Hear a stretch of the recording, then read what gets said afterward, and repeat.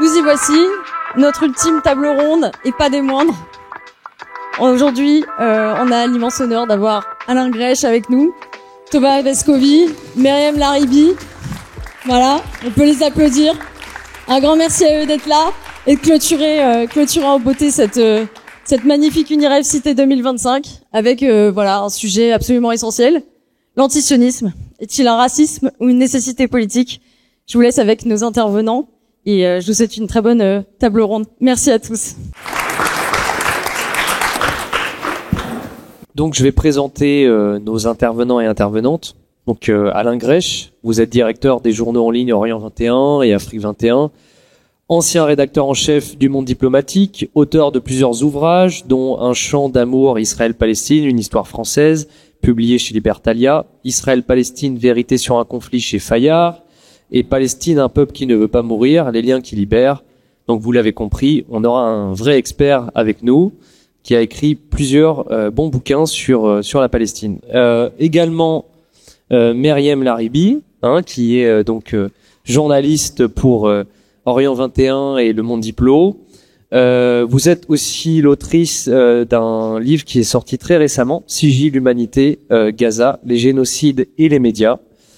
Et à sa droite, Thomas Vescovi, donc chercheur et spécialiste d'Israël et des territoires palestiniens occupés à l'EHESS et à l'Université de Bruxelles, cofondateur et membre du comité de rédaction de Yanni, qui est un super site d'information, bravo, et auteur de L'échec d'une utopie, une histoire des gauches en Israël. Voilà, donc merci à vous d'être là.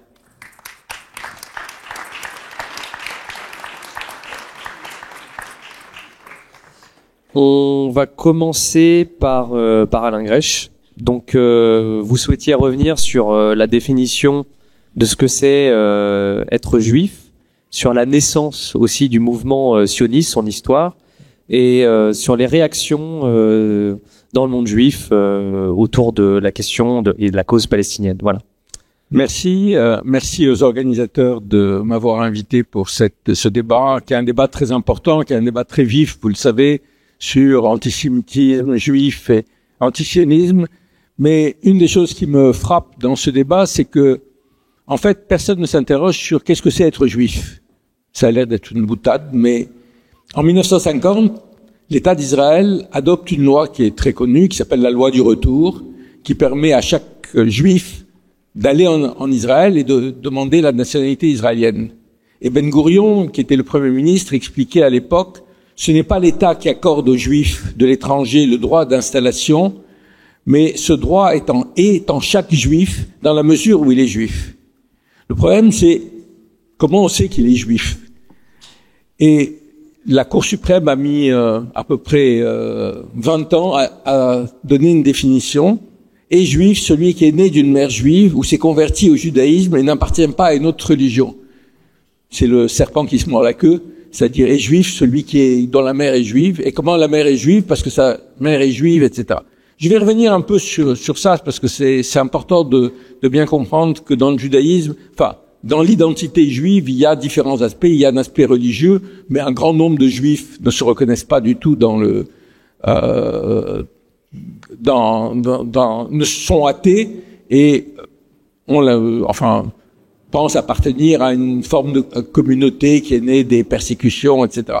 Donc, je crois que c'est très important, mais l'arrêt de la Cour suprême israélienne n'a absolument pas réglé la question concrète. Parce que, comme vous savez, je ne vais pas rentrer dans les détails de la religion juive, mais il y a des rabbins orthodoxes, des rabbins libéraux, etc. Et certaines conversions ne sont pas reconnues par le rabbinat en Israël. C'est-à-dire que vous pouvez être en Israël, soldat, mort pour la patrie, et vous retrouvez sans droit de vous faire enterrer religieusement. Et puis, il y a une autre chose aussi qui est importante à comprendre, c'est que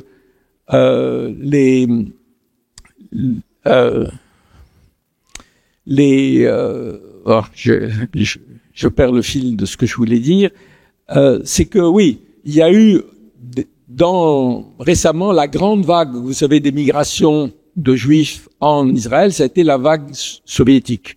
Il y a eu des centaines de milliers de gens qui sont... Mais on sait que au moins un tiers n'ont aucun rapport avec la religion juive.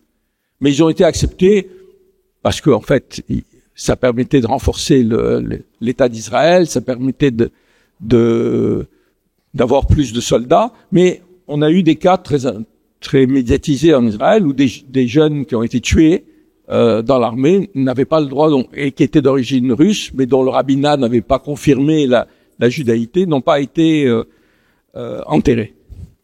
Ce qui est intéressant, c'est que la définition des Juifs, les antisémites non plus ne savent pas le définir. C'est-à-dire que quand vous regardez les lois qui ont été adoptées, les lois de Nuremberg, les nazis parlaient des Juifs comme une race, mais comment on définit une race, c'était pas vraiment très très facile. Donc en fait, au bout de plusieurs mois de discussion, ils ont adopté une définition qui définissait les Juifs en fonction de la religion de la mère et du père, et avec des nuances, c'est-à-dire quand vous avez un grand-père ou une grand-mère juive, vous aviez un statut différent du fait que si vous n'aviez aucun, enfin bon, mais il n'y a jamais eu de définition. Et quand la France de Vichy a adopté les lois anti-juives, ça a été la même chose, c'est-à-dire que c'était des lois qui étaient fondées sur la religion. Et là aussi, dans une situation où une partie importante de la communauté, une partie, je sais pas si on peut savoir combien, mais n'était absolument pas religieuse. Et c'est-à-dire cette difficulté, elle vient d'une réalité dont j'ai dit un mot, c'est quand on dit qui est juif en France. Bon, d'abord il y a les gens qui sont juifs de religion, c'est clair, vous êtes musulman, vous êtes catholique, etc. Et puis il y a une partie de la communauté juive, on le sait, qui se sent qui est absolument athée, mais qui, pour des raisons souvent liées aux persécutions, au génocide des Juifs en Europe, a un sentiment d'appartenance ethnico-nationale, je dirais. Et puis il y a aussi les Juifs qui sont considérés comme Juifs par les autres. C'est-à-dire, si vous appelez, si vous avez un nom juif, vous allez être considéré comme juif, même si vous n'avez aucun rapport et même si vous ne vous revendiquez pas comme juif. Donc, je vais revenir là-dessus, mais je crois que c'est très important de comprendre que justement, quand Israël dit « je suis l'État des Juifs », il y a une ambiguïté fondamentale. Et les Juifs, au cours de l'histoire, ont subi à la fois des persécutions, non seulement le génocide, mais d'autres persécutions en Europe. Et il y a eu des périodes aussi de cohabitation qui étaient notamment dans l'Empire ottoman, qui était le grand empire musulman, avec des hauts et des bas. C'était une communauté qui, à aucun moment, c'est important de comprendre, avant le 19e siècle, n'a pensé qu'il fallait retourner en Palestine. Retourner entre guillemets. Il y avait bien un aspect religieux qui était de dire l'an prochain à Jérusalem, ça c'est dans la prière qu'on dit, je crois, pour le Shabbat, il y a cette idée mais ça ne se traduisait absolument pas concrètement.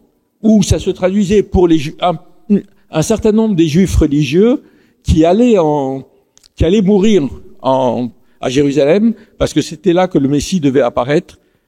Et il y a eu toujours, et c'est important de le rappeler, c'était tout à fait possible pour n'importe quel juif du monde de s'installer à Jérusalem ou en Palestine pendant tout l'Empire ottoman, c'est-à-dire tous les 15e, 16e, 17e siècles, c'était tout à fait possible. Et il y avait d'ailleurs une communauté juive en Palestine qui était une communauté plutôt juive arabe, c'est-à-dire juive de religion et pratiquante, mais la langue, ils parlaient la langue qui était commune à tout le monde, c'est-à-dire la langue arabe. Alors, comment est venue cette idée que les Juifs forment un peuple, une nation, et qu'ils ont droit à un État? Il faut comprendre comment c'est né, en gros, dans le 19e siècle, au 19e siècle, sous une double contrainte. D'abord, comme vous savez, avant la Première Guerre mondiale, il y avait trois grands empires multinationaux qui étaient l'Empire austro-hongrois, l'Empire ottoman et l'Empire russe. Donc, et dans ces empires, à partir du 19e siècle, où émerge l'idée des nationalités, il y a une avancée de revendications qui sont celles des Slovènes, des Croates, des trucs. Et une partie de la communauté juive va se sentir concernée par ça. Parce que, notamment en Russie, les Juifs sont soumis à des conditions particulièrement dégradantes. Ils sont regroupés sur des territoires. Ils n'ont pas le droit, pour la plupart, d'aller à Moscou ou à Saint-Pétersbourg, etc. Il y a un numerus clausus dans les universités. Enfin, il y a toute une série de choses. Plus le fait qu'ils ont une langue commune, qui est le yiddish. Le yiddish est une langue, je veux dire, bon, je veux pas dériver de l'allemand, ça vaut. Il y a une vraie littérature yiddish, il y a une vraie, bon, c'est pas un dialecte, hein. Mais donc il y avait dans cette population une espèce de conscience nationale qui était logique, c'est-à-dire ils étaient sur un territoire, ils avaient une langue, ils subissaient une oppression commune. Donc il y a eu à partir de ce moment l'émergence d'une revendication nationale. Lié à ça, c'est la fin du 19e siècle, c'est le moment où va se développer sous une forme totalement nouvelle la judéophobie. C'est important de comprendre, le terme, comme vous savez, d'antisémitisme, c'est un terme qui date de la fin du 19e siècle. Avant, c'est un terme qui est lié au race, je vais y revenir. Mais à partir de, je veux dire, à la fin du 19e siècle, il y a à la fois des grandes campagnes antisémites menées par l'Empire tsariste, qui sont religieuses, c'est-à-dire il y a toujours, il va rester très longtemps dans l'Église catholique que les Juifs c'est un peuple déicide, c'est eux qui ont tué Jésus. Et puis il y a aussi le développement d'un nouvel antisémitisme qui d'ailleurs c'est intéressant de revenir parce que c'est l'invention de l'antisémitisme, il est vraiment parallèle au colonialisme. C'est-à-dire l'idée scientifique, d'ailleurs, à l'époque, elle est vraiment incontestée, pas seulement chez les gens d'extrême droite, hein, c'est des grands savants, etc. Il y a la hiérarchie des races, il y a des tentatives scientifiques, vous savez, vous avez dû lire ça dans les livres, on mesure les crânes et on explique que les crânes des Africains sont plus petits que les crânes des... il y a cette forme et l'idée qui va arriver en France avec un type qui s'appelle Drummond, qui va être un des grands promoteurs de cet antisémitisme, l'idée il écrit un livre qui s'appelle La France des Juifs, je crois. Enfin bon, et alors pour lui, c'est pas une question religieuse, c'est pas qu'ils ont tué le Christ, c'est qu'ils sont une race fondamentalement différente, les Sémites, des Ariens, et que et cette hiérarchie des races, il faut bien comprendre, c'est aussi ce qui a permis de justifier la colonisation. C'est l'époque où on explique tout à fait normalement qu'il y a les races supérieures et des républicains tout à fait pas extrémistes et qui sont restés dans les livres de la République expliquent qu'il y a un devoir des races supérieures à guider les autres qui n'ont pas connu le même développement. C'est dans ce contexte qui est à la fois celui aussi, comme je dis, du nationalisme, des nationalismes dans les anciens empires, que va naître cette idée d'une revendication nationale juive, qui va être popularisée par un publiciste, journaliste qui s'appelle Théodore Herzl, qui est en France au moment du procès Dreyfus et qui est marqué, si on peut le dire, et à juste titre, par le déferlement de judéophobie, d'antisémitisme, etc., et qui va en déduire que les Juifs forment un peuple à part, qui sont inassimilables, et que donc la seule solution, c'est la création d'un État. Et ça, c'est vraiment un mouvement qui va se développer, qui va être nourri en partie par l'ampleur de l'antisémitisme, Mais ce qui est important de comprendre, c'est que cette idée que les Juifs sont inassimilables, qu'il faut aller s'installer ailleurs, etc., jusque dans les années 1940-50, elle est totalement minoritaire chez les Juifs. C'est-à-dire, la réaction des... Vous savez, les communautés juives sont très diverses et ils rentrent évidemment dans aucune case, etc. Mais la réponse des communautés juives à au sionisme a été très diverse. Et on peut dire que jusque dans les années 40, encore une fois, les Juifs du monde sont hostiles à cette idée. Alors, la majorité des Juifs, comme je dis, vont voter avec leurs pieds. C'est-à-dire que à partir des grands pogroms de 1881-1882 en Russie et les vagues d'antisémitisme et d'émigration, il y a en gros 2 200 000 personnes de Juifs qui vont quitter la Russie, qui regroupe, enfin qui domine aussi la Pologne, etc. À peu près 2 millions vont aller aux États-Unis. La vraie terre promise pour les Juifs, comme d'ailleurs c'est pas que pour les Juifs, c'est vrai pour les Irlandais, c'est vrai, c'est les États-Unis. Et ils sont totalement insensibles au discours sioniste de dire il nous faut créer un État. Puis il y a une partie des Juifs qui pensent que la solution c'est d'être des citoyens normaux de leur pays avec une spécificité, mais c'est un moment d'ailleurs où en Allemagne, par exemple, les mariages mixtes entre juifs et non-juifs progressent de manière importante. Les juifs allemands jouent un rôle très important dans la vie intellectuelle. Et donc, pour eux, il n'est pas question d'aller créer un État.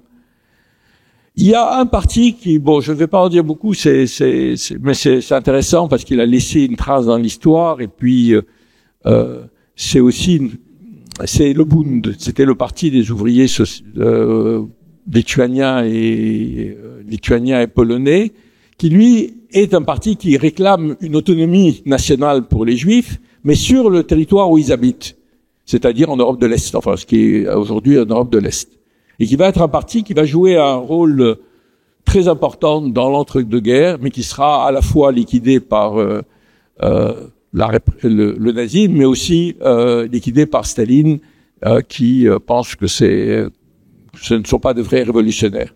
Mais ils vont jouer un rôle important. D'ailleurs, beaucoup de leurs cadres joueront un rôle majeur dans l'insurrection du ghetto de Varsovie, dont vous avez entendu parler en 1943. Et puis, il y a aussi une dernière catégorie qui n'est pas négligeable, c'est le rôle que les Juifs vont jouer dans les mouvements socialistes internationaux. C'est d'ailleurs de cette période qu'on va parler du judéo-bolchevisme. C'est-à-dire que dans les partis communistes, mais dans les partis socialistes, dans les partis internationalistes, comme souvent d'ailleurs, les minorités jouent un rôle important et donc ils sont des cadres de l'international communiste, ils sont des cadres du mouvement socialiste, etc. Et eux, ils pensent que la question juive se réglera, je sais pas ce que ça s'appelle, se réglera, mais par la révolution socialiste ou la transformation du pays. Donc, jusque dans les années 40, c'est ça qui domine. Et comme on l'a dit, l'antisionisme est avant tout une question des Juifs. C'est vraiment un courant juif important. Et aujourd'hui, quand on veut identifier antisionisme ou antisémitisme, on est à côté, à mon avis, à côté de la plaque. Donc, un dernier mot quand même sur cette question de l'identité juive, est-ce que les Juifs forment une nation, etc. Je dirais, c'est trop, enfin, je dis, il y a eu des milliers de livres, des milliers de partis politiques, enfin, des dizaines de partis politiques qui seront constitués autour d'une nation, du nationalisme, etc. C'est toujours très difficile de définir les contours d'une nation quand il n'y a pas un État. Quand il y a un État, c'est facile. En France, vous êtes français, vous avez un passeport français.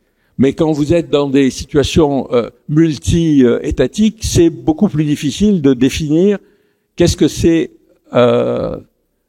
le nationalisme. Et le problème avec le sionisme, et c'est ça qui est vraiment important à comprendre, c'est pas à la limite qu'on défende l'idée que les Juifs forment une nation, qu'ils ont droit à une forme d'autonomie nationale. je veux dire, je ne suis pas d'accord, mais c'est tout à fait acceptable, ça ne pose pas de problème. En revanche, là où le sionisme pose un vrai problème, c'est que il réclame la création d'un État sur un territoire où existe déjà un autre peuple.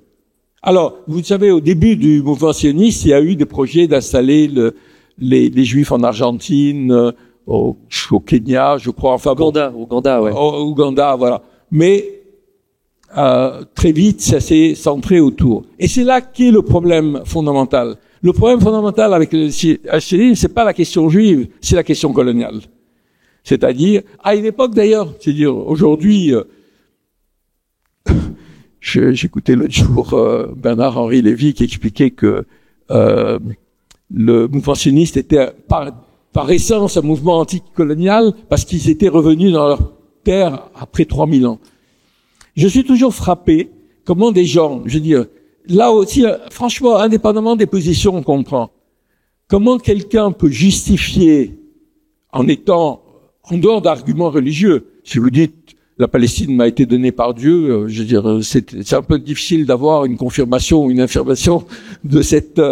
Mais sinon, comment quelqu'un, je parle de Bernard-Henri Lévy, mais c'est vrai de beaucoup de gens qui, par ailleurs, disent qu'ils sont laïcs, qu'ils ne sont, je pense, pas croyants, etc., peuvent dire sérieusement la Bible est un titre de propriété. Il faut d'ailleurs que vous sachiez que la Bible en Israël, c'est enseigné comme une matière d'histoire. C'est pas un texte religieux. Moi, je trouve que c'est un très beau texte et que je regrette des fois que mes enfants, si je peux prendre, soient si ignorants en matière de religion et que je pense que ça serait bien de lire la Bible comme de lire l'Ancien Testament, comme de lire le Coran, etc. Mais comment quelqu'un peut réellement justifier une propriété au nom d'un texte qui date d'il y a 5000 ans. Et cet aspect colonial, Non, c'est continue et puis je te poserai une. D'accord. Cet aspect colonial du mouvement sioniste, quand le mouvement sioniste se crée, ça ne pose aucun problème. Il se revendique.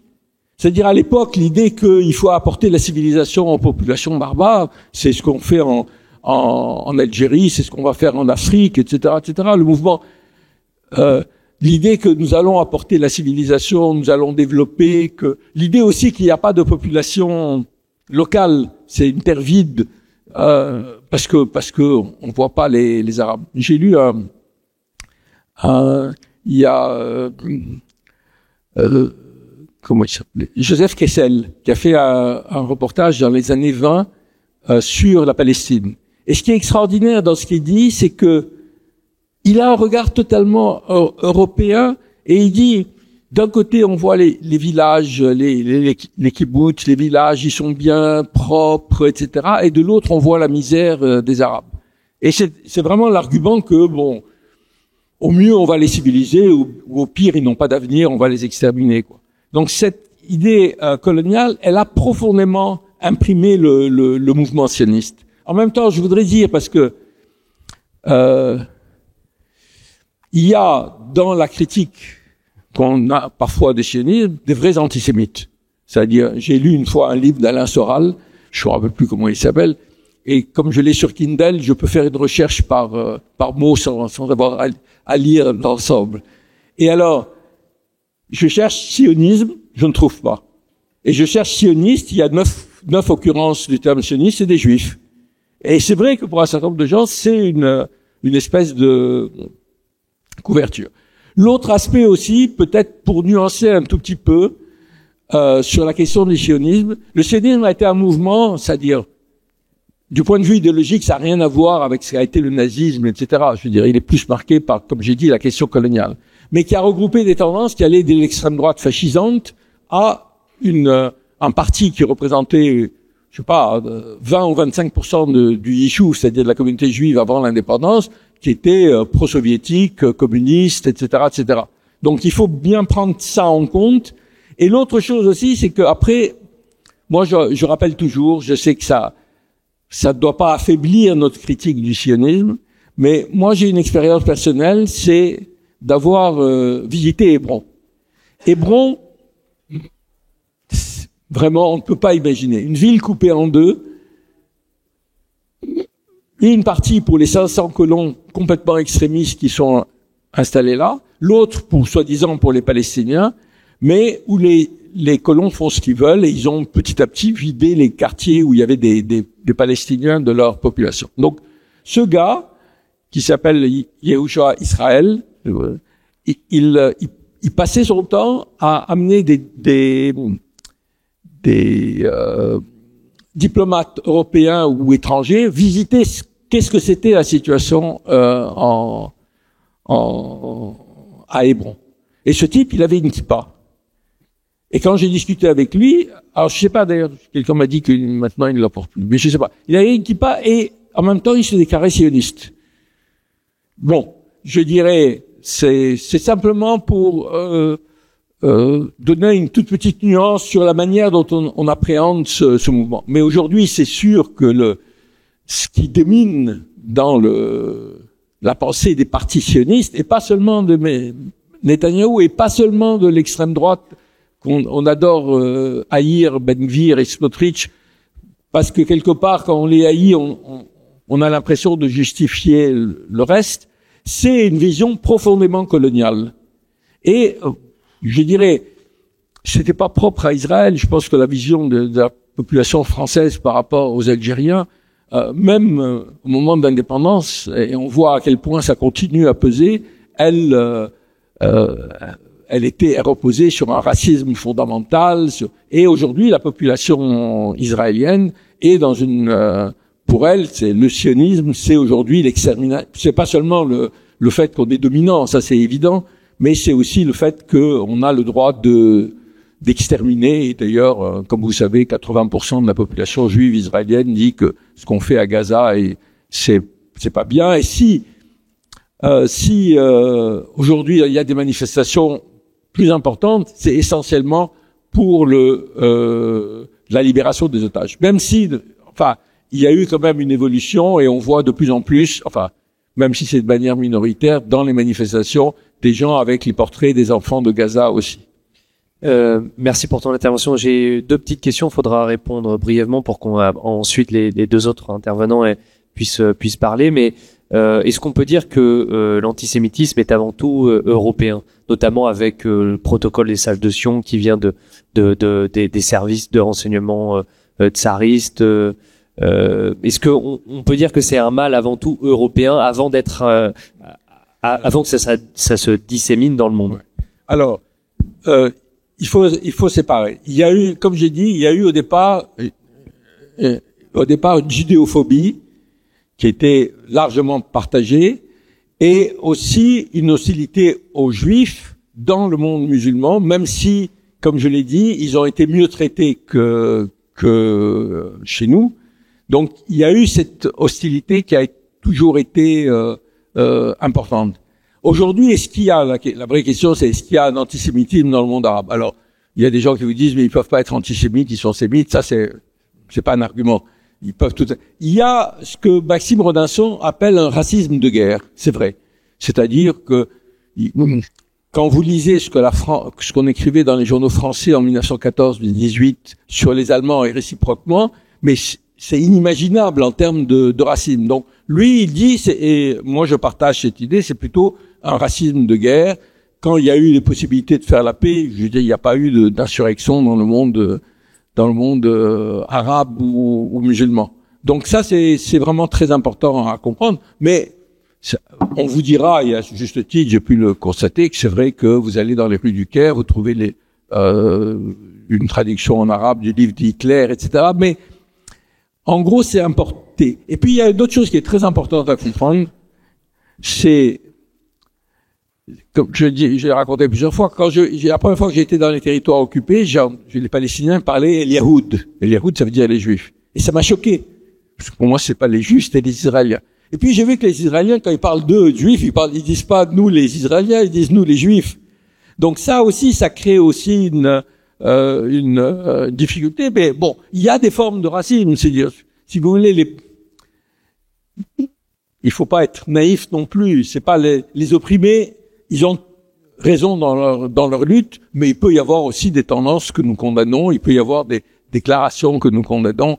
J'ai vu un jour à Al Jazeera un débat sur le, ah oui, j'allais pas parler, le protocole des sages de Sion, qui était un truc inventé par la police tsariste, qui disait que il y avait un grand complot juif, avec la réunion de tous les rabbins qui se réunissaient pour prendre le contrôle du monde. Et Jazeera avait fait un débat, un gars qui disait oui, c'est vrai ce qu'il dit, et l'autre qui disait non, c'est pas vrai. Non, il n'y a pas de discussion. Enfin, pour moi, on discute pas de savoir si c'est un vrai texte. On sait que c'est un faux. Ok, très bien. Et on a parlé vite fait aussi du bouddhisme, et le bouddhisme, si je dis pas de bêtises, vous me reprendrez si je dis une connerie, mais était aussi fondamentalement opposé à cette occupation de la Palestine par les Juifs européens. Voilà. Oui, tout à fait. Mais comme j'ai dit, il y a eu beaucoup de courants, je veux dire, juifs.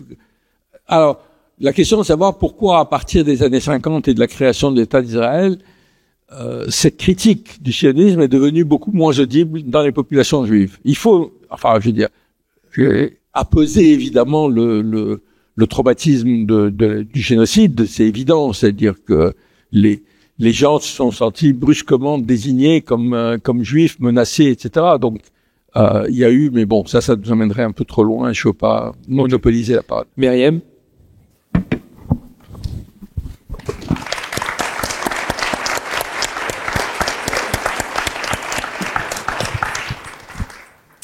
Bonjour à tous. Déjà, merci à la Rêve et à Émeric Caron pour l'invitation. Je voudrais dire que je suis honorée et ravie d'être là et de partager cette tribune avec Alain Grech, Thomas Vescovi et Quentin Muller, et avoir une profonde pensée pour le peuple palestinien qui se fait massacrer au moment où on se parle. Et donc pour cette intervention, quand on m'a donné le titre de cette conférence, je me suis dit que j'avais déjà réfléchi à cette question et écrit là-dessus. Donc, je voudrais vous proposer d'abord, en préambule, une petite lecture de 2 extraits de mon livre qui s'appelle Sigil l'humanité. Et le premier extrait, je trahis pas un secret en disant que j'ai consulté Alain qui m'a fait l'honneur d'écrire la préface du livre. Pour écrire cette partie sur le sionisme. Donc, je vais vous lire deux extraits. On nous demande souvent de définir le sionisme. Donc, moi, ma partie, donc pour faire suite à ce que vient de dire Alain, elle va se concentrer sur la définition du sionisme du point de vue du dominé, du point de vue du peuple palestinien. On nous demande souvent de définir le sionisme. Sont qualifiées de sionistes dans ce livre toutes les voix juives et non juives favorables au colonialisme israélien de la Palestine.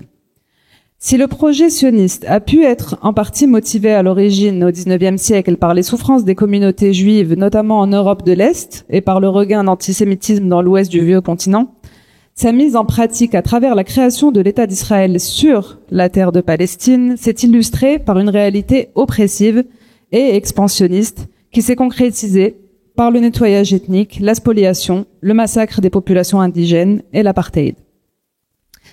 Il ne s'agit pas ici d'entrer dans un débat sur le peuple juif ni sur le fait que le sionisme s'est présenté comme un mouvement national au XIXe siècle. De nombreux livres ont été consacrés à la question et diverses voix juives se sont exprimées de manière souvent contradictoire sur le sujet, comme vient de le rappeler Alain. Ma critique du sionisme porte sur le fait qu'il a, après plusieurs controverses internes, décidé que l'État juif serait édifié en Palestine, là où vivait déjà un peuple, le peuple palestinien. C'est ce qui fait du sionisme un mouvement colonial. De cette idéologie, dans le document fondateur de l'Organisation de libération de la Palestine, l'OLP, la Charte nationale palestinienne de 1964, qui a été mise à jour 4 ans plus tard, il est écrit « Le sionisme est un mouvement politique organiquement lié à l'impérialisme mondial et hostile à tous les mouvements de libération et de progrès dans le monde. C'est un mouvement raciste, fanatique dans sa nature, agressif et colonialiste, expansionniste dans ses objectifs. Il est fasciste dans ses moyens. » Cette définition correspond à ce que j'entends par sionisme. Donc, non seulement le sionisme, l'antisionisme n'est pas un racisme, mais c'est plutôt le sionisme qui est un racisme factuellement. D'ailleurs, cette définition, de plus, en fait, la résolution 3379 de l'Assemblée générale des Nations unies de 1975 considérait que le sionisme est une forme de racisme et de discrimination raciale. Elle sera révoquée en 1991 par la même Assemblée générale des Nations unies, car Israël a fait pression et a exigé le retrait de cette résolution pour accepter de participer à la conférence de Madrid qui a ouvert la voie aux discussions qui ont conduit aux accords d'Oslo et au traité de paix avec la Jordanie. Autant dire que beaucoup de pays se sont sentis forcés de voter cette révocation pour pouvoir permettre un chemin vers la paix, ce qu'on croyait être un chemin vers la paix à l'époque. Voilà pour la première partie. Et le deuxième extrait que je voudrais aussi vous lire concerne donc le projet de création d'un foyer juif en Palestine. Il avait été amorcé, donc comme l'a rappelé Alain, en 1917, quand le ministre britannique des Affaires étrangères, Lord Balfour, a décidé d'offrir une terre qui ne lui appartenait pas au projet sioniste. Le journaliste et écrivain britannique Arthur Koestler commentait la déclaration Balfour en ces termes et disait: en Palestine, une nation a solennellement promis à une seconde le territoire d'une troisième. Voilà le résumé de ce qu'est l'application en fait de la déclaration de Balfour. On nous dit souvent que l'idée était de créer un foyer sûr pour les Juifs persécutés du monde entier, et encore plus après la Seconde Guerre mondiale. Ce n'est pas l'avis de tous les Juifs. Lord Montagu, par exemple, homme politique britannique qui s'opposa au projet sioniste et à la déclaration Balfour, il en est l'illustration. Et je vous recommande aussi la lecture du livre L'antisionisme, une histoire juive de Sibony, Orès et Feynman, donc des membres de l'UJFP, que vous pouvez trouver facilement en librairie, et vous avez des dizaines de textes de juifs antisionistes. Et en parlant du JFP, j'ai rencontré Pierre Stamboul dans un tribunal à Montpellier il y a quelques mois. Nous avons passé 4 heures ensemble à cette occasion. Il m'a dit cette phrase que je trouve très parlante. Face à l'antisémitisme, le sionisme est la pire des réponses, car c'est une théorie de la séparation qui dit que juifs et non-juifs ne peuvent pas vivre ensemble, ni dans le pays d'origine, ni en Israël. Selon lui, le sionisme n'a jamais combattu l'antisémitisme. Il s'est appuyé sur les antisémites avec qui il partageait l'idée que les Juifs devaient quitter l'Europe. En outre, il faut se rappeler que les écrits du sionisme sont empreints de l'idéologie coloniale civilisatrice visant à installer un État occidental au milieu du Moyen-Orient. À l'époque, c'était bien vu d'être colonialiste. À l'époque de Herzl, à l'époque des premiers sionistes, c'était bien d'être colonialiste. Il faut bien se mettre en tête ça. Donc c'était totalement assumé. L'aspect colonialiste du sionisme était totalement assumé. Aujourd'hui, Bernard-Henri Lévy dit que c'est un mouvement anticolonial. Mais parce que c'est plus à la mode, en fait. C'est ça qu'il faut bien se rappeler. Théodore Herzl, dans son livre L'État des Juifs, écrivait: pour l'Europe, nous formerions là-bas un élément du mur contre l'Asie, ainsi que l'avant-poste de la civilisation contre la barbarie. Donc vous voyez bien que c'est totalement assumé. D'ailleurs, récemment, j'ai coécrit je participe à l'écriture d'un article avec Renaud Lambert pour Le Monde diplomatique sur la Chine et la Palestine, et Mao Zedong disait à l'époque qu'ils avaient créé Israël pour les Arabes et Taïwan pour la Chine, et il faisait aussi ce parallèle, et ça résonne avec ce que dit Théodore Herzl, c'est-à-dire c'est d'un autre point de vue, mais c'est exactement la même chose. L'oppression des Palestiniens n'a cessé d'empirer depuis le 15 mai 48, date de la proclamation d'Israël. Les décolonisations en série des années 1960 ont éludé la Palestine, elle reste à décoloniser. Voilà donc pour les 2 extraits de mon livre. Et pour un peu épiloguer là-dessus, je pense que en écoutant ces lignes, il peut y avoir, et puis en écoutant Alain aussi, et puis Thomas après moi, il y a une réelle dissonance qui se manifeste. Et c'est normal, puisque sur Israël, il y a un cadrage sémantique et rhétorique dominant dans les médias et chez les politiques occidentaux. Il s'opère par un effacement du peuple palestinien de l'équation, un effacement de la chronologie des faits aussi. Comme vous l'avez constaté, on a l'impression que l'histoire a commencé le 7 octobre et s'est arrêtée ce jour-là dans les discours sionistes. La mise en valeur dominante du sujet juif israélien comme seul digne d'intérêt et de compassion. Et de ce fait, s'opère la fabrique du consentement telle que décrite par Herman et Chomsky. On est vraiment dans la fabrique du consentement. Il n'y a que les Juifs israéliens qui sont dignes de compassion. Le sujet palestinien est effacé. Il est plus que temps de regarder maintenant le sionisme du point de vue du dominé et cesser de trouver des circonstances atténuantes au dominant. Pour le dominé, pour le palestinien, le sionisme, c'est l'État d'Israël tel qu'on le connaît depuis 1948. C'est non seulement une idéologie raciste comme on l'a vu, mais une histoire continuelle de colonisation, d'écrasement, d'humiliation, de vol, de violation, de privation et de massacre depuis 80 ans. Nous qui nous plaçons du point de vue du dominé, donc celui des Palestiniens, celui que je viens de décrire, sommes totalement insensibles à l'argumentaire selon lequel le nettoyage ethnique, l'apartheid et le génocide seraient le prix à payer pour que, entre guillemets, les Juifs se sentent en sécurité quelque part. D'abord, comment se sentir en sécurité quand on a semé tant de morts et de désespoir? Qui peut sérieusement croire à ça? Et ensuite, comment les défenseurs européens du sionisme se sentent-ils à l'aise avec l'idée que c'est aux Palestiniens de faire payer aux Palestiniens qui sont étrangers aux souffrances juives ce qui a été fait aux Juifs en Europe par des Européens? Voilà, ça c'est des questions avec lesquelles j'aimerais qu'on puisse discuter peut-être ensemble tout à l'heure. Voilà pour mon intervention.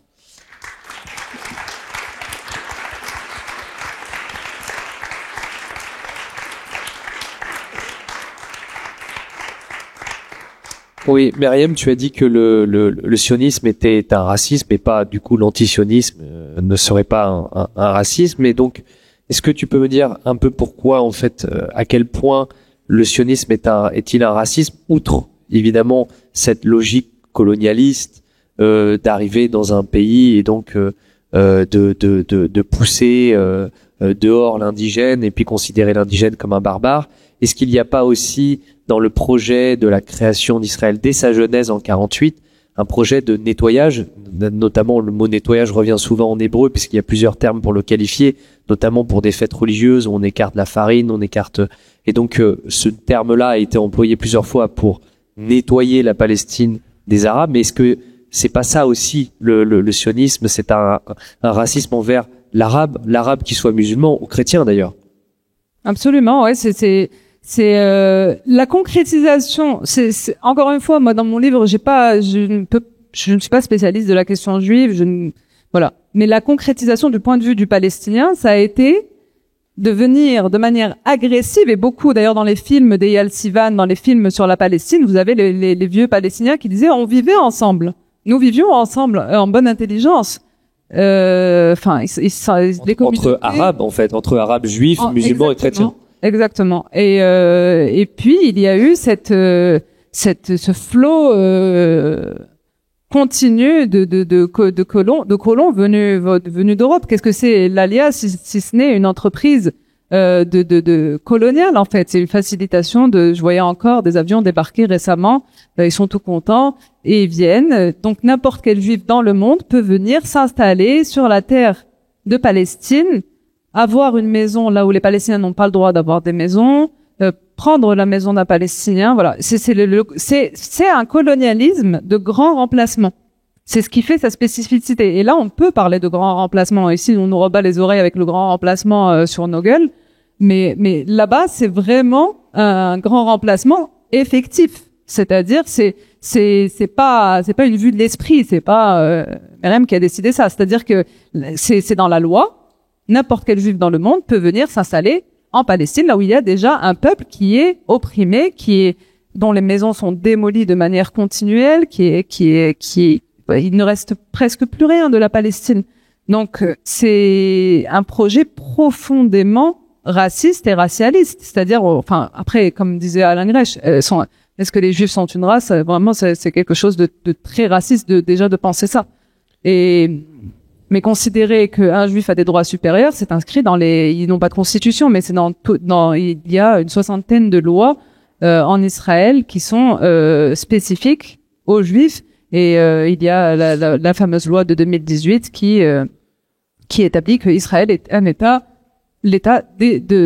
juif. C'est-à-dire, c'est pas qu'on dit Israël est une démocratie. Et Israël est une démocratie pour les Juifs et encore, j'ai envie de dire, parce que depuis le 7 octobre, démocratie, ça se discute. De toute façon, toutes les démocraties se discutent, mais ça se discute vraiment même pour les juifs. C'est-à-dire qu'aujourd'hui, l'extrême minorité de juifs antisionistes, anticolonialistes est sérieusement réprimée. Les réfusniks, les soldats qui refusent d'aller perpétrer le génocide à Gaza sont emprisonnés. Il y a plein d'histoires. Puis il y a des échelons de juifs plus ou moins avec des prestiges, c'est-à-dire entre les Ashkénazes, les séfarades. On peut en parler, Thomas. Ça, je connais moins, peut-être que. Thomas, tu voulais faire le lien entre sionisme et racisme et puis parler d'apartheid, parce qu'on a évoqué rapidement ce mot d'apartheid.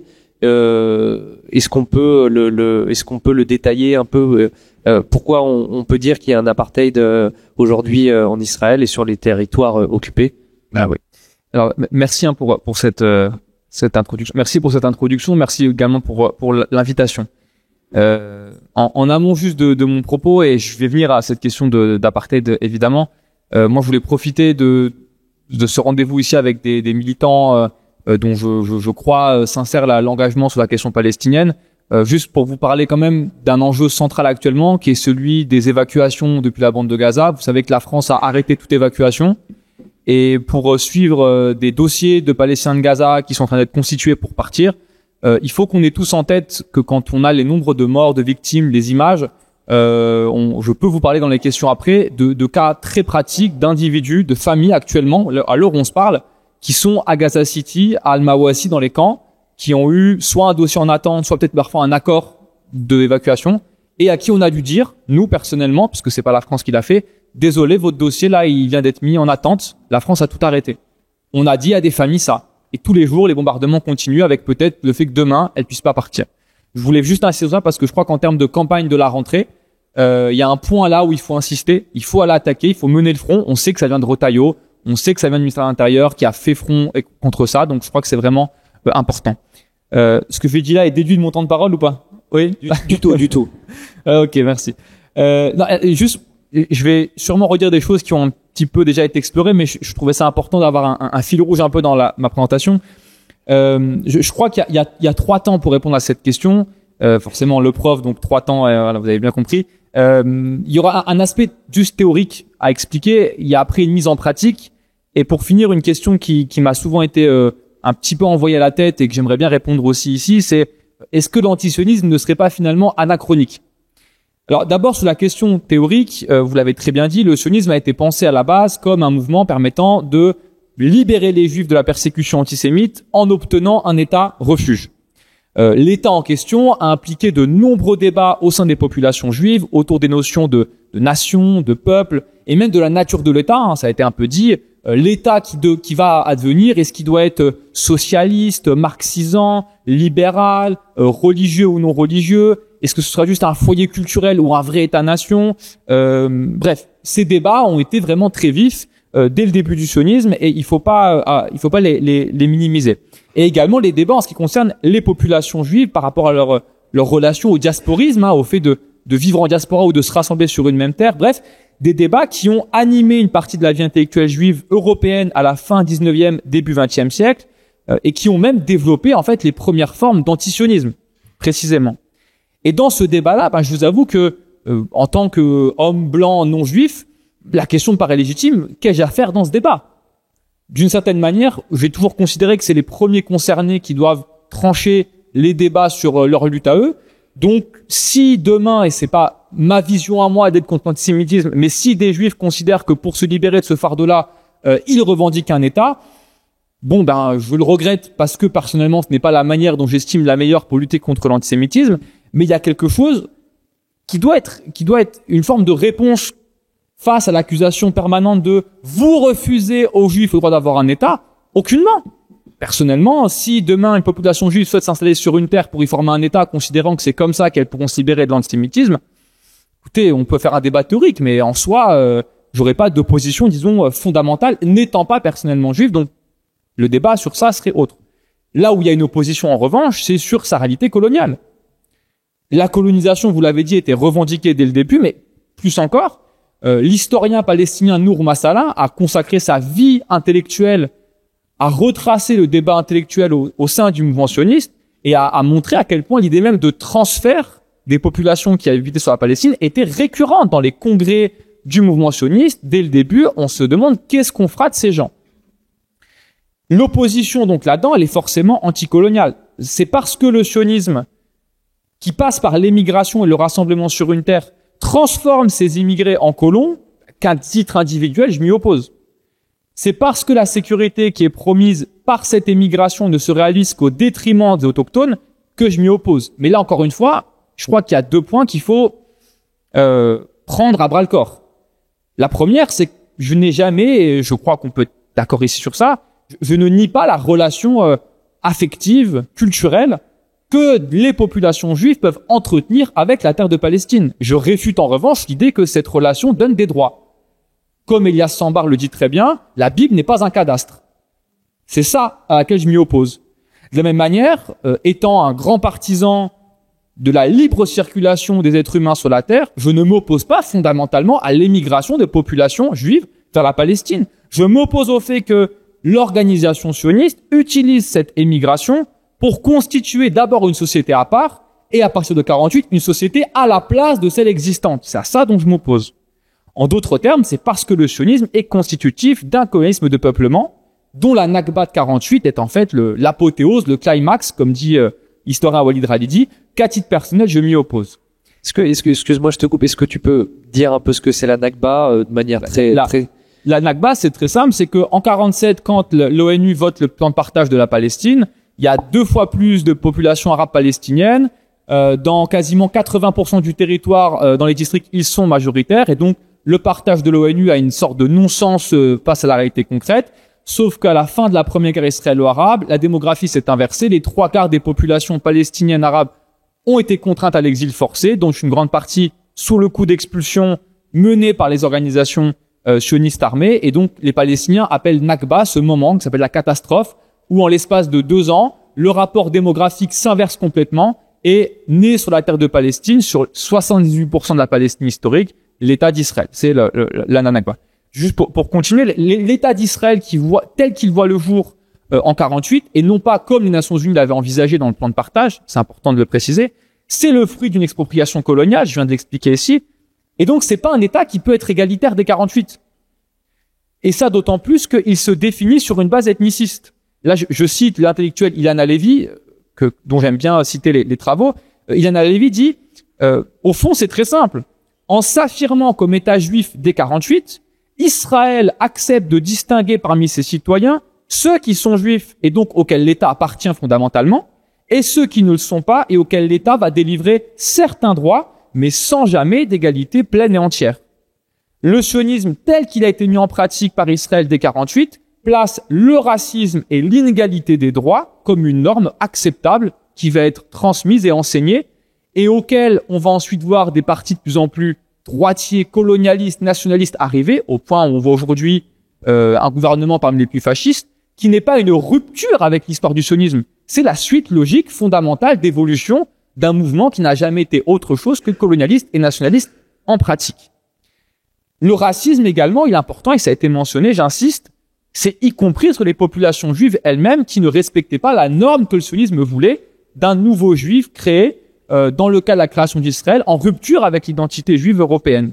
Là, je cite les travaux notamment de Ella Shohat, la linguiste Ella Shohat, qui a expliqué d'une très belle manière, et j'invite à lire ses travaux, notamment son livre qui s'appelle Le sionisme du point de vue de ses victimes juives, édition La Fabrique. Ella Shohat dit, en fait, le sionisme a construit l'antinomie entre la judéité et l'arabité. C'est une rupture historique jamais vue. Le projet sioniste, c'est en revanche, je crois, confronté à une forme d'échec à un moment donné. J'explique. Là où les colonialismes de peuplement en Amérique du Nord ou en Australie, par exemple, ont réussi leur coup. Ils ont fait quasiment disparaître les autochtones, si ce n'est sur quelques réserves. Globalement, il y a une sorte de victoire. La stratégie sioniste d'avoir le plus de terres avec le moins d'autochtones, c'est en revanche enrayé. C'est-à-dire qu'évidemment, de la Méditerranée au Jourdain aujourd'hui, vous avez une souveraineté israélienne qui est, à mon sens, difficilement contestable, dans les faits en tout cas. Mais la démographie, c'est pas ça. On a une démographie qui est aujourd'hui à 50-50 et qui pose une question fondamentale à Israël. Soit vous continuez à vous définir comme État juif, mais dans ce cas-là, démographiquement, vous êtes tellement contesté que c'est un état d'apartheid, ça ne peut pas être autre chose. Soit vous êtes véritablement un état démocratique. Dans ce cas-là, vous ne devez plus vous définir comme état juif puisque vous devez donner l'égalité à tout le monde. Et il faut choisir. Et ce qu'on ne comprend pas, à mon avis, assez, c'est que Netanyahou fait partie de ce sionisme-là qui a choisi depuis longtemps. On va être un état juif avant tout. Mais on va utiliser le mot de démocratie comme un moyen de défense contre les critiques et les attaques. Et pour comprendre juste, après la Nakba, donc il y a entre 700 et 800 000 Palestiniens qui sont expulsés par les armes dans les pays arabes limitrophes, mais il en reste combien exactement il y aura suite à la Nakba? Il y en a 150 000 qui vont demeurer là. Alors pour des raisons, je peux en parler dans les débats, mais là c'est pas le cœur, qui vont rester pour différentes raisons. Et aujourd'hui, ils forment à peu près 18% de l'État d'Israël. 18%. Enfin, c'est pas une population qui a une égalité pleine et parfaite. Il y a une cinquantaine de lois, vous l'avez dit, qui définit leur inégalité. On peut en détailler si vous voulez. Après, c'est à mon sens relativement simple. Et juste c'est important, tu as mis le mot d'apartheid. Je vais avancer, mais j'y viens. Il faut comprendre qu'à l'heure où on se parle, le terme même d'apartheid, au niveau des ONG de défense des droits humains, israéliens comme palestiniens comme international, le mot d'apartheid est devenu quelque chose de tout à fait accepté. Le seul point de débat qui existe, c'est à quel niveau. Est-ce que l'apartheid se situe sur l'ensemble du territoire, donc Israël y compris, ou est-ce que l'apartheid ne se situe qu'au niveau des territoires occupés? Mais véritablement, le terme lui-même ne choque pas et est tout à fait acceptable. Simplement pour comprendre la réalité qu'on a aujourd'hui, que j'expliquais entre État juif ou État véritablement démocratique, était prévisible en fait depuis quasiment les années 70, depuis qu'Israël notamment a conquis la Cisjordanie et la bande de Gaza, où les populations arabes palestiniennes étaient fortement présentes et il n'y a pas eu d'État qui a été créé. C'était tellement prévisible que dans les années 70-80, vous avez eu des intellectuels qui ont essayé de penser autrement le sionisme. On a eu le mouvement post-sioniste qui a considéré que il faut évoluer, on peut pas rester sur cette norme-là. Il y a eu les appels à garder Israël, mais à le désioniser. Bon, ça n'a jamais été véritablement au-delà de cercles soit de gauchistes, soit d'intellectuels, mais ça existait. À l'inverse, il y a un autre mouvement qui lui a fait des enfants au point de gagner les élections et aujourd'hui en Israël d'être au pouvoir, c'est le néo-sionisme. Le néo-sionisme qu'incarne notamment Netanyahou, qui lui considère que il est faux de dire que le sionisme est terminé. Les territoires qu'on a conquis en 67 ne sont pas véritablement sous souveraineté juive. On a encore une population qui n'est pas juive là-dessus. Il faut continuer la conquête, la colonisation, le déplacement et l'expulsion. Il faut que l'État d'Israël soit un État qui soit véritablement ethniciste. Il n'est pas encore suffisamment. Et donc, on va voir comme ça de plus en plus, gouvernement après gouvernement, des gens de plus en plus droitiers, extrémistes arriver au pouvoir. J'en arrive à la dernière part, donc, où régulièrement, quand on débat sur l'antisionisme, y compris à gauche, la question qui revient, parfois sincèrement et parfois, je pense, un peu par une forme de vouloir couper le débat, c'est, mais au fond, l'antisionisme, est-ce qu'il serait pas devenu complètement anachronique? Israël existe, il y a un fait national, l'antisionisme, c'est pas en fait aller contre l'histoire. Est-ce que plutôt il faudrait pas défendre un autre sionisme libéral, démocratique, tel qu'on peut l'imaginer? Moi, ma réponse à soi, souvent, c'est je dis, moi, je suis d'accord avec vous, mais montrez-le-moi. Qu'on me montre ce sionisme libéral et démocratique en pratique concrètement.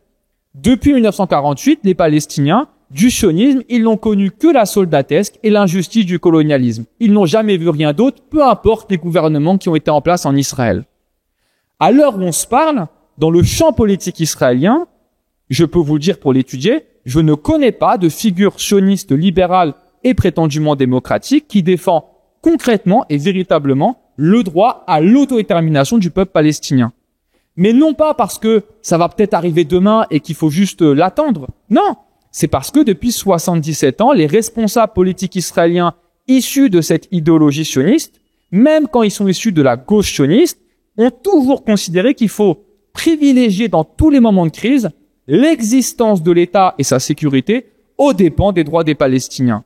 Et les pires injustices ont toujours été justifiées au nom du droit à la défense d'Israël. On crée un mur, oui, mais c'est pour le droit à la sécurité. On fait un blocus sur Gaza au nom de la sécurité. 400 checkpoints en Cisjordanie qui pourrissent la vie des Palestiniens, c'est au nom de la sécurité. Les colonies à Jérusalem, c'est au nom de la sécurité, etc., etc. Des arguments qui, au fond, nourrissent un sentiment d'anticolonialisme et de colère et de rage chez les Palestiniens et qui créent les conditions d'insécurité des Juifs au Proche-Orient. Point barre. Merci. J'ai presque fini. Pas fini. Et donc finalement, c'est pour conclure, c'est précisément parce que l'idéal d'un État pleinement égalitaire au Proche-Orient contrevient à la réalité pratique telle qu'on la connaît du sionisme, qu'à l'heure où on se parle, des organisations juives en Israël comme en Europe, comme ailleurs dans le monde, et en Israël aussi, c'est important de le préciser, continuent à se réclamer comme antisionistes, et pas par une volonté fondamentale de faire un retour dans l'histoire. Pour conclure en revanche, et ça amènera peut-être au débat après, est-ce que l'antisionisme se suffit à lui-même? Je crois que non, parce que dans l'histoire, on peut avoir deux exemples. On a eu des fois des tentations d'organisations politiques ou d'individus de considérer qu'on peut aller jusqu'à soutenir un État dictatorial uniquement par convergence antisioniste. Ou alors, on a vu, et Alain en a parlé, des personnes fondamentalement antisémites en France, d'extrême droite, qui vont maquiller leur antisémitisme derrière l'antisionisme pour être acceptés, et on voit comment des gens tombent dans le piège parce qu'ils font juste la convergence antisioniste. Et donc moi, j'insiste sur le fait que l'antisionisme, fondamentalement, doit toujours être adossé à un engagement antifasciste, véritablement décolonial, et donc au mouvement antiraciste. Je vous remercie.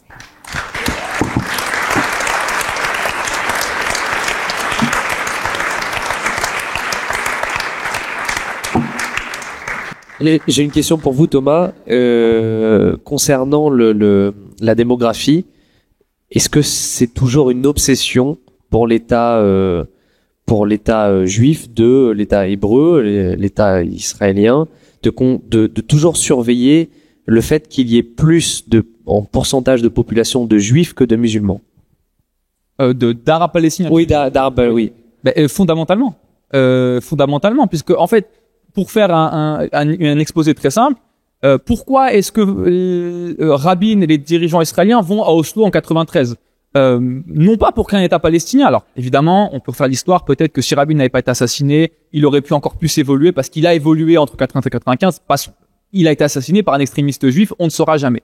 En revanche, ils vont d'abord à Oslo en premier pour régler un problème qui est que l'occupation devient intenable parce que vous avez des soldats israéliens qui doivent gérer d'immenses villes palestiniennes, et donc on va déléguer aux Palestiniens, sous la forme d'une autorité palestinienne, la gestion des grandes villes urbaines. Bon. Mais le reste, occupation, colonisation, en soi n'est pas vraiment questionné ni remis en question.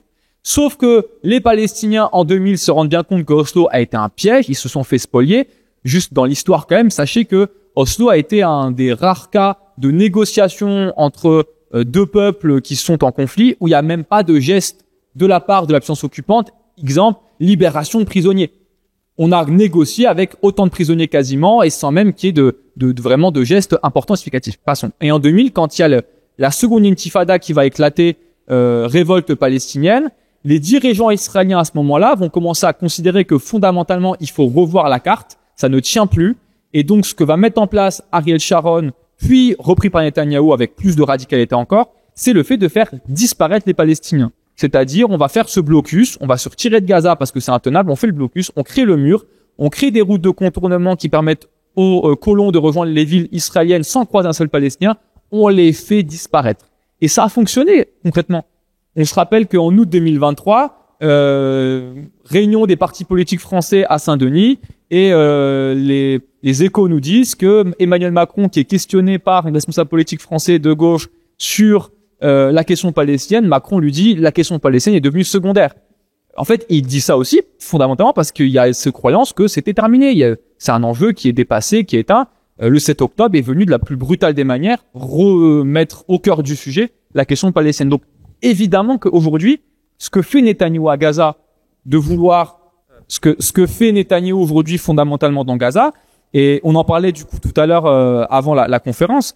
Là aujourd'hui on nous dit oh là là, Netanyahou veut déplacer les Palestiniens. Je crois que depuis le 8 ou 9 octobre, on fait partie en tout cas nous de ceux qui le disent. Évidemment que Netanyahou avec ses ministres dans Gaza, ce qu'ils veulent et ce qu'ils vont chercher à faire, c'est de chasser les gens.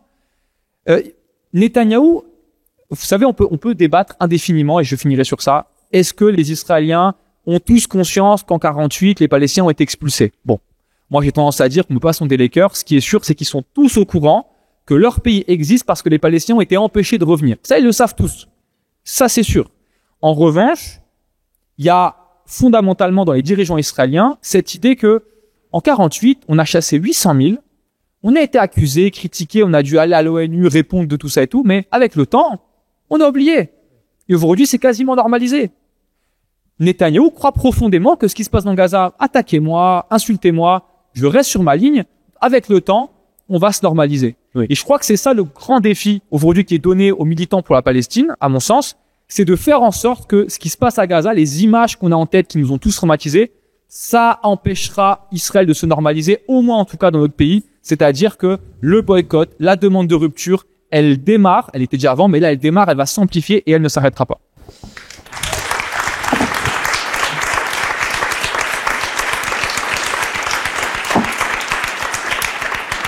Oui, c'est très juste de dire cela. J'ai en mémoire une interview de Guillaume Erner, donc sur France Culture, qui n'est pas une chaîne de radio très classée à droite, hein, et qui interview à l'époque Ilan Pappé, qui parlait de son livre Le nettoyage ethnique, et Erner le lance en disant vous appelez ça nettoyage ethnique. Vraiment, vous avez pris le parti d'appeler la Nakba le nettoyage ethnique. Et donc il y a un doute, c'est-à-dire que en 48 d'appeler ce qui s'est passé, parce que ça s'est passé de manière ultra violente, avec des militionnistes qui ont détruit les villages palestiniens, qui ont massacré les Palestiniens. Il y a eu quand même 15 000 morts du côté des Palestiniens, on l'oublie souvent. Mais la Nakba s'est faite de manière affreuse et l'eau est passée sous les ponts, c'est ce que tu disais très bien. Et aujourd'hui, on est un peu frileux pour appeler ça un nettoyage ethnique. Donc, est-ce que c'est ce qui se passera avec Gaza? Sauf que les images, là, pour le coup, on les a. Puisqu'en 48, il y avait moins d'images, il y avait moins de journalistes qui étaient sur place, même s'il y avait quand même des journalistes. Mais les images vont rester. Et pour la question démographique, avant de vous laisser la parole, et pour des questions, la question démographique, elle est très importante aussi parce que et c'est ce qui élude le fait que jamais on parle du droit au retour. Hein, le droit au retour a toujours été absent, y compris dans les accords d'Oslo. Si je dis pas de bêtises, et que le droit au retour, c'est quelque chose qui est tabou, un tabou ultime dans cette histoire. Et parce que le droit au retour ferait totalement basculer Israël dans un pays qui serait majoritairement arabe-palestinien. C'est ça? Oui, je vais pas être long parce que je veux vraiment laisser la parole à la salle. L'erreur qui est souvent faite, c'est de considérer que les pays arabes et les Palestiniens prennent le droit au retour comme un argument pour contrer Israël. En fait, depuis 1948, il y a eu maintes et maintes fois des processus de négociation sur le droit au retour menés par différents pays arabes, y compris parfois acceptés par l'OLP ou par Arafat, considérant que on est tout à fait d'accord pour le négocier. Et ça, d'ailleurs, Elian Samba récemment encore en parlait, mais pas que lui. Vous savez que les conditions des réfugiés palestiniens ne sont pas tous les mêmes. Fondamentalement, la question, c'est d'abord d'autoriser ce droit au retour par principe. Que après les gens veuillent y revenir ou non, ça c'est encore nos débats, c'est pas nous en décider, c'est à eux en premier. Et là, il y a un point qui est important parce que ceux qui ont toujours été opposés à la négociation sur ça, et dès 1948, c'est fondamentalement l'État d'Israël, considérant que ce droit au retour n'existera pas. Et puis il y a souvent cet argument qui est, de mon point de vue, complètement fallacieux, qui est de dire oui, d'accord, il y a eu déplacement des populations palestiniennes, arabes palestiniennes, mais nous derrière, on a accueilli les juifs des pays arabes qui ont aussi été chassés. Argument fallacieux puisque c'est pas les mêmes rapports et surtout ces populations sont arrivées dans un pays qui voulait les accueillir. Les populations palestiniennes sont arrivées ailleurs sans aucun droit, sans rien, en attente du droit au retour. Donc je m'arrête là parce qu'il faut qu'il y ait le débat et on pourra aller trop loin après sur. Si vous avez des questions, n'hésitez pas.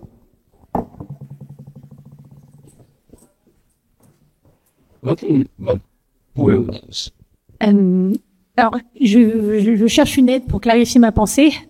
Quand j'observe le peuple israélien, qui représente 82% du soutien à Netanyahou, donc non, Netanyahou n'est pas du tout isolé, il a tout un peuple derrière lui, un peuple qui comprend des grands intellectuels, des gens très intelligents.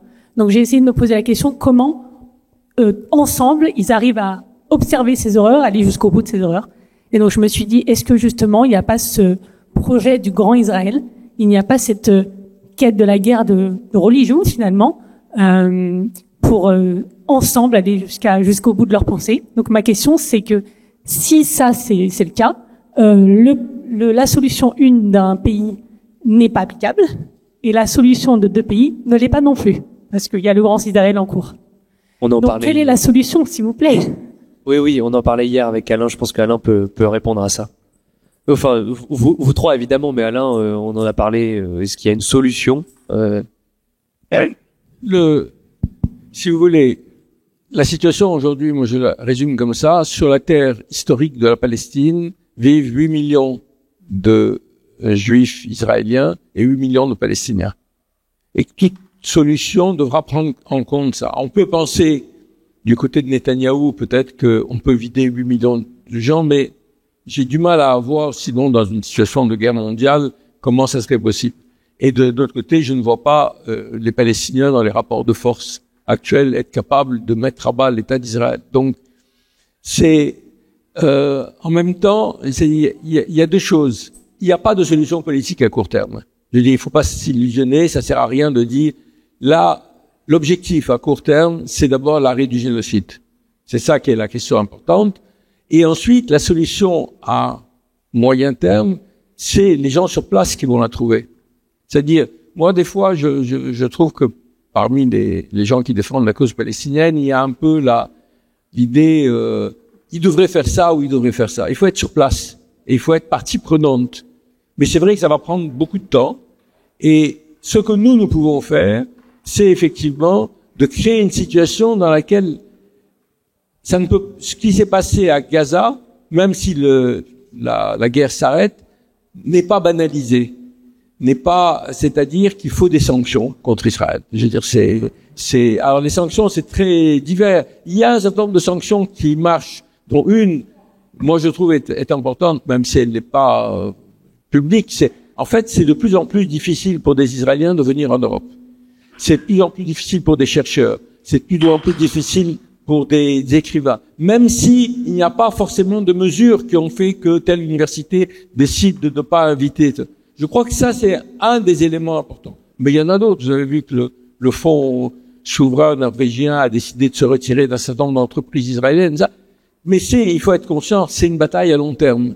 C'est une bataille à long terme. Et pour cette bataille à long terme, les Palestiniens ont besoin de nous. C'est-à-dire que dans le cadre des rapports de force locaux, si je peux dire, c'est tellement déséquilibré en défaveur des Palestiniens que si nous, on n'est pas là pour essayer de créer un mouvement et de faire bouger les choses. Alors les choses ont un peu bougé depuis le 7 octobre, on n'est plus dans l'idée Israël a le droit de se défendre, etc. Mais il faut aller beaucoup plus loin et on voit bien que la plupart de nos gouvernements, mais européens, mais particulièrement nôtres, à part des déclarations, ne font rien. Et ça, c'est important que vous mobilisiez dans les associations de solidarité, dans les partis politiques auxquels vous êtes partie prenante. C'est ça mais ça prend du temps. Je veux dire, il faut pas créer l'illusion que demain il va surgir une solution. Moi, je voudrais ajouter quelque chose à ça. Je vous recommande de voir, pour ceux qui l'ont pas vu, le film Defamation, qui a été fait par diffamation en fait, mais c'est en anglais. Et vous le trouvez sur YouTube avec les sous-titres français. Vraiment, je recommande. Ça a été fait par un juif israélien dont le nom m'échappe en 2009. Et on y voit le niveau d'embrigadement de la société israélienne. Et ça, c'est extrêmement important qu'il y ait une évolution des mentalités là-bas, parmi les juifs israéliens qui sont embrigadés, qui sont depuis tout petits, depuis la maternelle, on apprend aux juifs israéliens que tout le monde nous déteste, que tout le monde est contre nous, et que du coup, on s'en fout et on est là pour massacrer tous ceux qui sont autour de nous. Voilà. Et c'est très très intéressant dans ce film parce que ce juif israélien dit moi l'antisémitisme, je sais pas ce que c'est. Moi je suis né en Israël, j'ai vu l'antisémitisme, je vais aller voir qu'est-ce que c'est. Et donc il accompagne une classe de lycéens dans en Europe de l'Est pour visiter les camps de concentration. Et il montre à quel point l'encadrement, parce qu'ils sont accompagnés par des agents de renseignement israéliens, ces enfants, et à quel point on essaye de leur bourrer le crâne avec cette idée que tout le monde nous déteste, etc. À un moment donné, ils parlent avec des petits vieux qui leur disent rien de méchant, en fait, en polonais, et ils comprennent complètement autre chose que ce que leur ont dit les petits vieux. Ils disent oui, ils nous ont dit ça de juive, partez. Ils n'ont pas du tout dit ça. Et voilà, vraiment, je recommande ce film parce que ça en dit long sur le niveau d'embrigadement de la société israélienne est une société malade de son colonialisme et du sionisme. Et il y a vraiment un besoin d'ouverture au monde avec Internet. Espérons, il y a maintenant, bon, vraiment, ça reste extrêmement minoritaire, mais des antisionistes et anticolonialistes israéliens qui disent je veux vivre en Palestine, et ils sont arrivés à ce niveau de conscience. Et moi, je voudrais dire, pour répondre à cette question, ils ont leur projet de grand Israël, mais nous, enfin moi, je viens d'Algérie, j'ai grandi en Algérie, et quand mes parents sont nés dans les fins des années 40, il était inenvisageable que l'Algérie soit indépendante. Plusieurs générations, mes parents, mes grands-parents, mes arrière-grands-parents sont nés et sont, enfin pas mes parents, mais mes grands-parents, mes arrière-grands-parents sont nés et sont morts sous la colonisation française, sous le joug de la colonisation française. Ils n'avaient jamais connu autre chose. C'était inenvisageable. Aujourd'hui, ça nous paraît totalement inenvisageable que les Palestiniens puissent avoir accès à l'autodétermination sur leur terre du fleuve au Jourdain. Mais ne perdons pas de vue, c'est-à-dire il faut avoir des objectifs suffisamment grands pour ne pas les perdre de vue. C'est pas de moi, c'est de Che Guevara. Je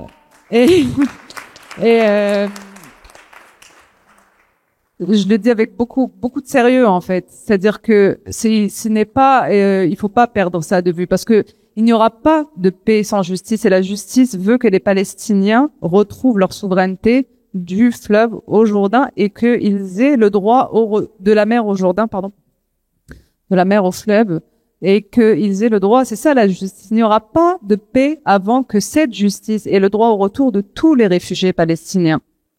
Après, comment ça va se faire? Bien sûr, on va pas trouver la solution au conflit ici, mais c'est ça qu'il faut pas perdre de vue. C'est pour cette justice qu'il faut se battre, pas une autre. Il y a juste une question sur la société israélienne. Effectivement, ce que tu dis est tout à fait juste. C'est une société qui est embrigadée, etc. Mais une des raisons pour lequel cet embrigadement marche, c'est que les Israéliens ne payent aucun prix pour l'occupation. Je veux dire, si la France n'avait pas payé un prix pour l'occupation de l'Algérie, militairement en 61, le FLN était vaincu. Il fallait simplement maintenir 1 million de soldats là-bas, etc. La société française n'était pas prête à accepter ça. Il faut créer une situation dans laquelle l'occupation devient un obstacle à une vie normale de la société israélienne. C'est ça qui est important. C'est aussi bien dans les voyages que dans la coopération économique et scientifique, que dans les sanctions économiques, que dans la situation économique dans le pays, etc. C'est ça qui va faire changer. Les Blancs en Afrique du Sud, ils n'ont pas renoncé parce qu'ils sont devenus brusquement favorables à une société multiraciale, quoi. Je suis tout à fait d'accord avec ça. Ouais. Et pour ça, bien sûr, les Palestiniens ont besoin de nous, ont besoin du reste du monde pour exercer ce rapport de force et que ça devienne, voilà, comme il vient de le dire parfaitement Alain Grèche, plus coûteux de poursuivre cette oppression que de la faire cesser et de changer de société radicalement. Une autre question? Oui, merci beaucoup d'avoir pris le temps d'être avec nous aujourd'hui. Ma question s'adresse, je pense, plutôt à Thomas. Je voudrais revenir sur quelque chose que vous avez dit au début et à la fin de vos propos. Vous parliez de ces familles qu'on empêchait de venir en France, et à la fin, vous dites que il faut éviter de normaliser ce qui se passe à Gaza. Ma question, elle est, est-ce que on ne risque pas de normaliser ce qui se passe à Gaza si on accepte de vider Gaza de sa population et d'accepter toutes ces familles qui, je sais que ça peut paraître difficile à entendre, mais j'ai l'impression que Netanyahou, son rêve, on l'a vu en image avec l'IA de Trump, c'est de vider Gaza, justement.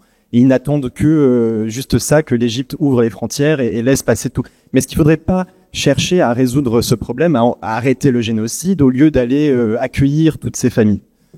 Moi, ça fait très longtemps que je me définis comme antisioniste. Pour moi, la Palestine, c'est de la Méditerranée au Jourdain. Et j'ai estimé, parce que du coup, j'ai découvert le sionisme en vivant sous l'occupation israélienne, donc dans les territoires occupés. Et pour moi, pendant très longtemps, je me définissais comme telle. J'ai un petit peu revu ma position dernièrement, parce que pour moi, un concept ne peut pas... C'est quelque chose, c'est un outil en fait, un concept.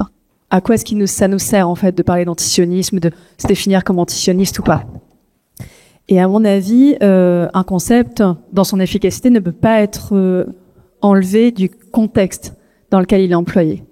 Et aujourd'hui, moi, la question que je me pose, c'est qu'est-ce qui est le plus efficient, qu'est-ce qui est le plus intelligible en France pour faire comprendre ce qu'est la réalité palestinienne et l'injustice qui est faite aux Palestiniens? Est-ce que c'est de parler du sionisme avant tout comme colonialisme et donc de dire que notre position elle est avant tout anticoloniale et donc d'enlever quelque part sa spécificité au sionisme tel qu'il le revendique, plutôt que de mettre l'accent sur le sionisme tel qu'il peut se définir lui-même, c'est-à-dire comme un mouvement de libération des populations juives. Ce que je veux dire, c'est que dernièrement, j'ai arrêté d'utiliser le terme d'antisionisme au profit de celui d'anticolonialiste pour remettre ce qu'est Israël dans l'histoire longue de la colonisation. Parce que pour moi, c'est avant tout ça. En Europe, on peut encore entendre le sionisme comme un mouvement de libération des populations oppressées. Et donc, c'est pour ça que j'ai la sensation que notre rôle, mon rôle en tout cas moi, tel que je me définis en tant qu'allié, puisque je ne suis pas palestinienne, c'est d'être efficace. Surtout que là, on a 2 millions de personnes qui sont en danger de mort imminente. Donc, voilà pourquoi, et c'est pas vraiment une question, c'est plus pour participer au débat, et je serais ravie d'entendre tous vos arguments contre ma position actuelle. Ce serait de dire, voilà, moi aujourd'hui, je me définis plus comme anticolonialiste qu'antisioniste, parce que pour moi, se définir comme antisioniste, c'est laisser une porte ouverte, en tout cas en Europe, à un doute sur mon opposition à un mouvement de libération d'une population oppressée à l'origine. Voilà. Vous n'avez pas abordé, et ce serait intéressant de le faire, l'instrumentalisation qui est faite du conflit, de la guerre que mène Israël contre la Palestine à des fins de politique interne, à savoir que le Rassemblement national se sert de ce sujet pour se donner une image, pour effacer ses origines antisémites. Et la droite utilise ce conflit pour stigmatiser et disqualifier la gauche anticoloniale qui se bat avec justesse et justice pour les Palestiniens. Voilà. Et puis je voulais juste rajouter un codicile à ce qui a été dit précédemment. L'expression la Palestine du Jourdain à la mer, prenons garde à son interprétation. Certains considèrent que dire cela, c'est vouloir l'expulsion à la mer des juifs israéliens, alors qu'en fait, il s'agit de créer une entité étatique aux juifs et musulmans, enfin tous les Palestiniens, quelle que soit leur confession, pourraient vivre ensemble. Donc attention à ne pas donner, à tendre la main à des gens qui nous accuseraient d'antisémitisme. Je vais juste enchaîner un petit peu. Il est évident que la priorité des priorités, c'est de militer et de faire en sorte que le génocide s'arrête. On peut s'accorder sur le fait que depuis 22 mois, on n'a pas été hyper efficace sur ça. Dès lors, on a des familles dans Gaza qui aujourd'hui ont le droit d'évacuer, veulent évacuer. Je ne suis pas à Gaza, je ne vais pas leur dire « Non, reste là-bas, on est en train de militer dur et ça va s'arrêter ». C'est pas possible. Mais c'est une question morale fondamentale. Et en même temps, le parallèle que je fais là ne tient pas forcément sur l'ensemble, mais la question aujourd'hui, c'est de savoir les conditions dans lesquelles on peut accueillir ces populations pour précisément leur garantir un droit à l'éducation, à la vie, à la dignité, et ensuite qu'elles peuvent elles-mêmes lutter pour leurs droits comme on a pu le faire avec d'autres populations. Donc, j'entends ce que tu dis et en même temps, je crois vraiment que cette question d'évacuation aujourd'hui, elle est fondamentale. Pourquoi ? Parce que il y a un projet génocidaire et que face à un projet génocidaire, je ne peux pas dans ma conscience me dire on aurait peut-être pu évacuer tant de personnes, mais on a préféré leur dire attendez, on est en train de lutter. Pas possible. Et donc en fait, il y a une question morale là-dedans que je partage avec toi, qu'on partage, que les Palestiniens partagent eux-mêmes, il faut le savoir. Mais la raison, par exemple, pour laquelle aujourd'hui, en France même, la communauté palestinienne s'organise, s'entraide pour l'accueil de ces gens-là, pour les dossiers, etc. C'est pas parce que elles espèrent que Gaza soit vidé, c'est parce qu'il faut réussir à sauver actuellement des populations et des familles en espérant que ça s'arrête le plus vite possible. Je pense que c'est les deux qui sont un peu concomitants à mon avis. La question qui est posée sur la Palestine du Jourdain à la mer, elle est importante parce qu'elle amène souvent à des espèces de contre-vérités. Et moi, je me permets de dire que c'est pas parce que ça crée des polémiques orchestrées par nos adversaires qu'on doit absolument tomber dedans et se raidir et dire on s'excuse. Pour les Palestiniens, la Palestine, ça va du Jourdain à la mer. Sauf qu'une partie de la communauté palestinienne, même une majorité à un moment donné, sous l'égide de Yasser Arafat, avait considéré que, puisqu'il y a un fait national israélien, on doit accepter que notre État ne pourra pas voir le jour sur l'ensemble de notre patrie de la Palestine. Et donc on va accepter ce compromis historique d'avoir un État sur une partie seulement de notre patrie, Gaza, Cisjordanie, soit 22%. Quand Arafat arrive à Oslo, il est persuadé qu'il a fait un pas historique vers la paix, que tout le monde l'a bien compris comme ça, puisqu'ils ont accepté, entre guillemets, et ça a été des débats très vifs, je pense qu'Alain en parlerait mieux que moi, au sein de l'OLP, pour convaincre et essayer de convaincre sur cette nécessité de séparer la patrie et l'État. Et en fait, ils arrivent à Oslo, ils se rendent compte que tout est à négocier, y compris l'État sur 22%.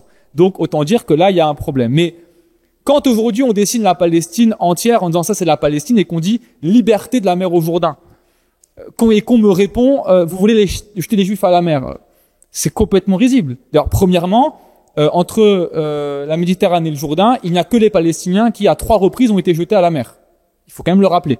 Et qu'actuellement, c'est encore le cours. Donc, l'argument me paraît assez risible, mais surtout, rappeler qu'en fait, oui, fondamentalement, moi, de mon point de vue, puisque j'estime qu'il y a aussi un apartheid de la mer au Jourdain, la liberté doit être de la mer au Jourdain. Ça pose la question de la solution, et je finirai sur ça avant de laisser la parole à mes camarades. Dans l'histoire humaine, pour l'instant, on ne connaît que 3 solutions possibles à un colonialisme de peuplement, dans les exemples qu'on a. L'exemple australien nord-américain, fin décolonisée, disparition. Ils sont enfermés dans des espèces de nasses, des zones, voilà. Des réserves. Qu'est-ce qu'on a fait en Cisjordanie? Qu'est-ce qu'on fait à Gaza? En Cisjordanie, c'est un ensemble de petites réserves, et à Gaza, on est en train de nous dire, on va rassembler 1 million de personnes dans une zone qui sera fermée. C'est une réserve. C'est une zone de concentration. Point barre. Deuxième solution, c'est la question algérienne qui a été posée par Myriam avant, le départ des colons. Le problème aujourd'hui, fondamentalement, c'est qu'en Israël, moi je pars du principe qu'il y a aussi un fait national qui existe, et vous avez 70% des Juifs israéliens qui sont nés là et qui n'ont pas de double nationalité. L'idée de dire que c'est tous des Européens qui vont un jour repartir, c'est faux. La grande majorité aujourd'hui des Juifs israéliens viennent des pays arabes et n'ont pas de double nationalité. Dans leur esprit, ce pays-là aussi, ils estiment qu'ils sont nés là. Donc, l'idée de les voir repartir ou revenir, moi, ça me paraît être quelque chose d'une autre injustice qui serait créée, donc je n'y compte pas. Le troisième solution qu'on connaît, avec l'Afrique du Sud notamment, c'est qu'à un moment donné, par une pression, un boycott, des sanctions et une lutte, il y a une renégociation de la souveraineté. Le problème, c'est qu'on a vu qu'en Afrique du Sud, même aujourd'hui, l'apartheid n'existe plus fondamentalement, mais les structures économiques d'apartheid ont été maintenues. Peut-être qu'il y aura une autre solution à la question palestinienne, parce que, je vous le dis, la question palestinienne nous pose à nous, humanité, un blocage complet face au colonialisme de peuplement. On n'a jamais connu un colonialisme de peuplement où on a une souveraineté assurée de la mer au Jourdain par le pouvoir colonial, mais la démographie, quant à elle, elle montre une défaite du pouvoir colonial. Et c'est ce blocage qui génère aujourd'hui autant de violence, à mon avis, et de massacres, au point de voir le colonisateur accepter finalement, avec un consensus, vous l'avez dit, de la société, un processus génocidaire. Non. Forcément, c'est génocidaire, c'est... Je m'arrêterai là, merci.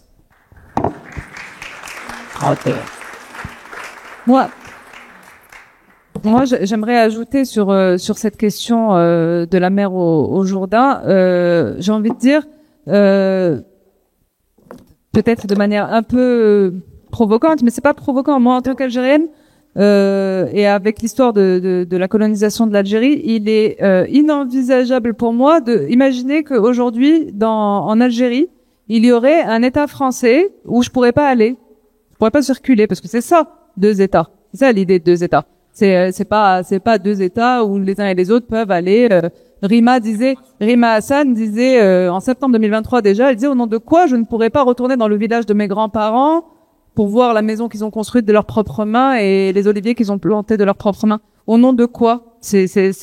Donc, en fait, c'est les mentalités israéliennes, juives israéliennes, qui doivent changer profondément. Moi, j'ai envie de vous dire, ça m'indiffère que 70% n'aient pas d'autres nationalités. Ça m'indiffère totalement. C'est à eux de changer de mentalité et d'accepter de vivre à égalité avec le peuple autochtone de cette terre qui a soit été chassé de Palestine et qui a le droit de revenir, et le peuple qui est encore là et qui se fait opprimer. S'ils ne sont pas capables de vivre à égalité avec ce peuple, vraiment, égalité de tous les droits, eh ben, qu'ils trouvent une solution. Moi, ça m'indiffère totalement. Pour moi, il faut se placer du point de vue du dominé. Et actuellement, les Juifs israéliens sont les dominants et ils vivent au détriment d'un autre peuple. Et je comprends pas comment on peut vivre au détriment d'un autre peuple. Voilà.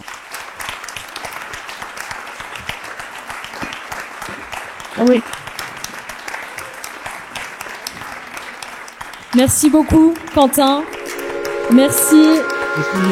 Merci Alain Grech, merci Myriam Laribi, merci Thomas Vescovi. On peut les applaudir, merci beaucoup.